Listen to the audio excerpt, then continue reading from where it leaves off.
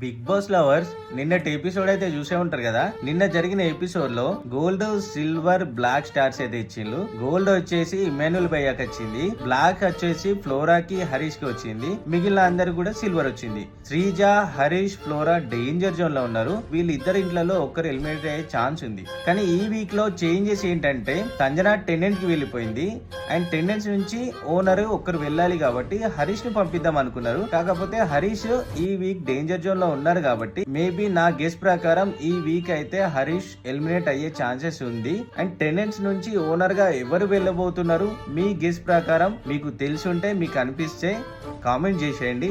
నా ఒపీనియన్ ప్రకారం అయితే ఈ వీక్ ఎలిమినేషన్ లో హరీష్ అయితే తట్టా బుట్ట చదువుకొని ఇంటికి వెళ్తాడు అని నా ఒపీనియన్.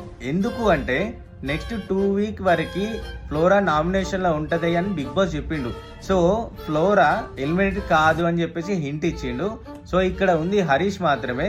సో హరీష్ కి ఖచ్చితంగా ఎలిమినేట్ అయ్యే ఛాన్సెస్ ఉంది. ఫ్లోరా అండ్ శ్రీజ సేఫ్ లోనే ఉన్నారు. కాకపోతే డేంజర్ జోన్ లో మాత్రం ఖచ్చితంగా ఫ్లోరా ఉంది. హౌస్ నుంచి మాత్రం పక్కా హరీష్ ఎలిమినేట్ కాబోతున్నాడు.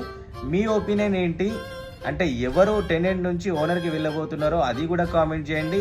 అండ్ ఎవరు ఎలిమినేట్ అవుతారో అని మీరు అనుకుంటారో అది కూడా కామెంట్ చేసేయండి.